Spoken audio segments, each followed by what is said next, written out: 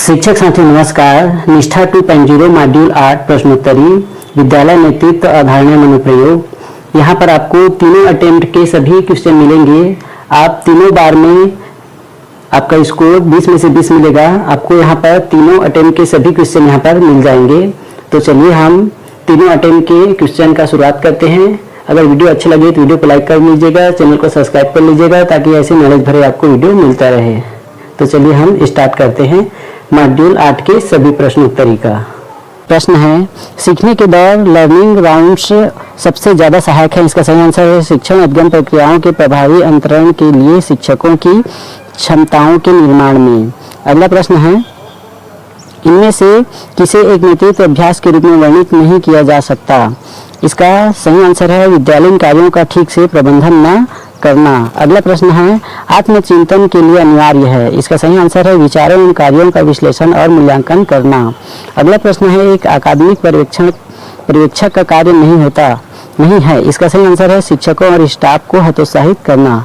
अगला है, एक विद्यालय नेतृत्वकर्ता के लिए स्वयं का विकास महत्वपूर्ण है। इसका सही आंसर है अपने आत्मविश्वास को बढ़ाने के लिए जो उसे चुनौतियों को स्वीकार करने हेतु तैयार करता है। अगला प्रश्न है, तनाव प्रबंधन रणनीति आधारित है। इसका सही आंसर है मानवीय जुड़ाव विकसित करने पर। अगला प्रश्न है, एक परिवर्तनकारी नेतृत्वकर्ता हुआ है जो। इसका सही आंसर है दूरदर्शी है। अगला प्रश्न है, आप शिक्षार्थी प्रतिफलों को शिक्षण अधिगम प्रक्रियाओं के साथ कैसे जोड़ते हैं। इसका सही आंसर है शिक्षार्थी प्रतिफल प्रभावी शिक्षण अधिगम प्रक्रिया पर निर्भर करते हैं। अगला प्रश्न है, इनमें से कौन सी रणनीति अहिंसक संप्रेषण के लिए नहीं है। इसका सही आंसर है आक्रामक होना। अगला प्रश्न है, माध्यमिक विद्यालय नेतृत्वकर्ता के लिए नेतृत्व कौशल में शामिल नहीं है। इसका सही आंसर है सकारात्मक दृष्टिकोण।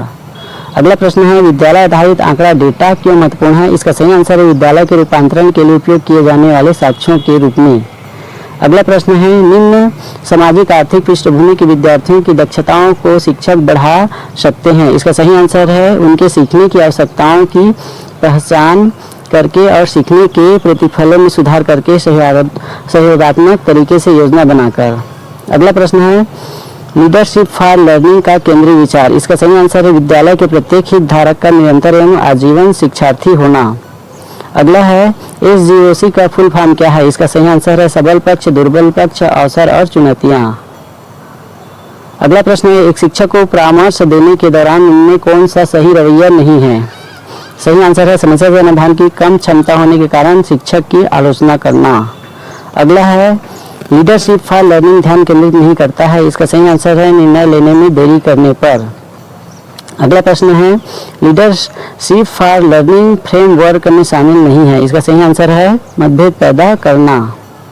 अगला प्रश्न है, राष्ट्रीय शिक्षा नीति 2020 इन दोनों को महत्व देती है। इसका सही आंसर है व्यावसायिक और अकादमिक शिक्षा। अगला प्रश्न है, शिक्षकों के बीच मतभेद टकराव की स्थिति में जब एक विद्यालय नेतृत्वकर्ता मध्यस्थता करता है तो उसे आदर्श रूप से होना चाहिए। इसका सही आंसर है समस्या का समाधान करें। अगला है, एक माध्यमिक विद्यालय नेतृत्वकर्ता को क्या होने की आवश्यकता है। इसका सही आंसर है लीडर बाय एक्शन। इस प्रकार हमने 20 में से 20 क्वेश्चन अटेंड किए। अब इसको सबमिट करते हैं और हमारा स्कोर देखते हैं। यहाँ पर हमारे स्कोर 20 में से 20 है। प्रश्न है, इनमें से कौन सी रणनीति अहिंसक संप्रेषण के लिए नहीं है। इसका सही आंसर है आक्रामक होना। अगला है, एक परिवर्तनकारी नेतृत्वकर्ता हुआ है जो। इसका सही आंसर है दूरदर्शी। अगला प्रश्न है, अकादमिक नेतृत्व में शामिल नहीं है। इसका सही आंसर है नियमों विनियमों का ज्ञान। अगला है, एक माध्यमिक विद्यालय नेतृत्वकर्ता को क्या होने की आवश्यकता है। इसका सही आंसर है लीडर बाय एक्शन। विजन का निर्माण महत्वपूर्ण है। इसका सही आंसर है विद्यालय के रूपांतरण के लिए एक भविष्योन्मुखी दिशा की स्थापना हेतु। अगला प्रश्न है, विद्यालय नेतृत्वकर्ता की सामान्य जिम्मेदारी है। इसका सही आंसर है हितधारकों के सहयोग से विद्यालय की विकास योजना तैयार करना। अगला प्रश्न है, इनमें से किसे एक नेतृत्व अभ्यास के रूप में वर्णित नहीं किया जा सकता। इसका सही आंसर है विद्यालयीन कार्यों का ठीक से प्रबंधन न करना। अगला प्रश्न है, तनाव प्रबंधन रणनीति आधारित है। इसका सही आंसर है मानवीय जुड़ाव विकसित करने पर। अगला है, लीडरशिप फॉर लर्निंग ध्यान केंद्रित नहीं करता है। इसका सही आंसर है निर्णय लेने में देरी करने पर। अगला है, कौन सा गुण लीडर बाय एक्शन का नहीं है। इसका सही आंसर है पूर्वाग्रही रवैया रखना। प्रोफेशनल लर्निंग कम्युनिटी पीएलसी का उद्देश्य है, इसका सही आंसर है कार्य क्षेत्र में ज्ञान, कौशल और अनुभवों को साझा करना। अगला प्रश्न है लीडर फॉर लर्निंग का केंद्रीय विचार है, इसका सही आंसर है विद्यालय के प्रत्येक हितधारक का निरंतर एवं आजीवन शिक्षार्थी होना। अगला है विद्यालय आधारित आंकड़ा डेटा क्यों महत्वपूर्ण है, इसका सही आंसर है विद्यालय के रूपांतरण के लिए उपयोग किए जाने वाले साक्ष्यों के रूप में।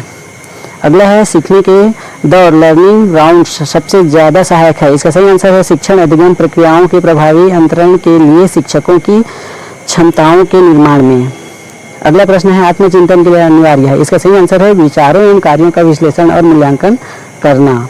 अगला प्रश्न है एक माध्यमिक विद्यालय नेतृत्वकर्ता की सबसे महत्वपूर्ण भूमिकाओं में से एक है, इसका सही आंसर है स्वयं और शिक्षकों के सतत व्यावसायिक विकास का नेतृत्व करना। अगला प्रश्न है लीडर फॉर लर्निंग की खास विशिष्टताएं निम्न में से प्राप्त नहीं होती, इसका सही आंसर है निरंकुश नेतृत्व। अगला प्रश्न है अकादमिक पर्यवेक्षण की तकनीकों में शामिल नहीं है, इसका सही आंसर है शिक्षकों पर हावी होना। अगला प्रश्न है माध्यमिक स्तर पर प्रभावी नेतृत्व का लक्ष्य है, इसका सही आंसर है विद्यार्थियों के बीच सीखने की क्षमताओं का विकास। अगला प्रश्न है और लास्ट है ये माध्यमिक विद्यालय नेतृत्वकर्ता के लिए नेतृत्व कौशल में शामिल नहीं है, इसका सही आंसर है सकारात्मक दृष्टिकोण। इसका सही आंसर है सकारात्मक दृष्टिकोण। इस प्रकार हमने 20 में से 20 क्वेश्चन को अटेंड कर लिए हैं। अब चलिए सबमिट करके अपना स्कोर देखते हैं। तो हम चलिए इसको सबमिट कर लेते हैं और यहाँ पर हमारे स्कोर 20 में से 20 है। लीडरशिप फॉर लर्निंग की खास विशेषताएं में से प्राप्त नहीं होती है, इसका सही आंसर है निरंकुश नेतृत्व। अगला प्रश्न है विद्यालय विकास योजना को आधारित होना चाहिए, इसका सही आंसर विद्यालय के सभी पहलुओं को समेटने वाले नैदानिक अभ्यास पर। अगला प्रश्न है SGOC का फुल फॉर्म क्या है, इसका सही आंसर है सबल पक्ष, दुर्बल पक्ष, अवसर और चुनौतियां।